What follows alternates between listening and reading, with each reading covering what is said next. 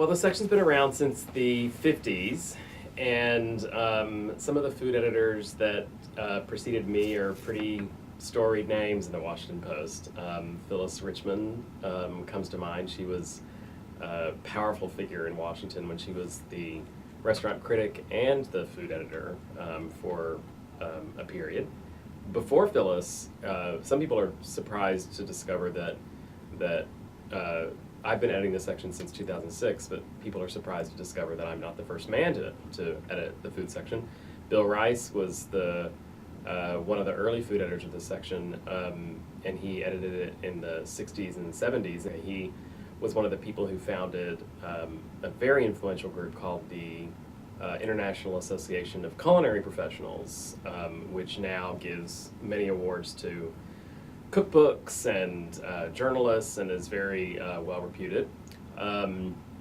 There were editors in the 80s and 90s that included Gene McManus and Nancy McKeon, both really accomplished feature journalists who brought a lot of liveliness to the section. We still count on those Washington Post readers to give us great recipes, but we also get recipes from local chefs, local cookbook authors who aren't local but are on trend with something that we're interested in. Sometimes Joe or I or somebody else on staff will sort of dabble in the kitchen and come up with our own recipes as well. A lot come from food bloggers these days who have turned into a great resource online, as well as making the shift to print in books and in newspapers. So a variety of ways.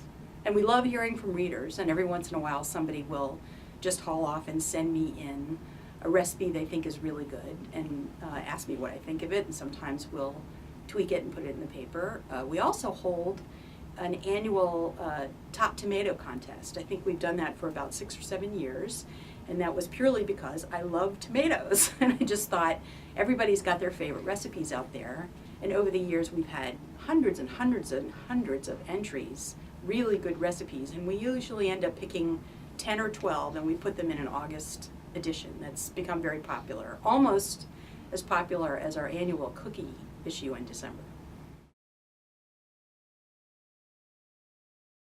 That's sort of one of our claims to fame. I guess it started sometime in the 80s here, but it's a good rule to follow. We found that even some recipes in cookbooks could stand a bit of further explanation, which is sometimes why you'll see the source line for a recipe that appears in the Washington Post will say adapted by. It's not like we mess with every recipe, but sometimes we'll put it in our own language or make a step clearer in order for readers to understand the directions a little bit better.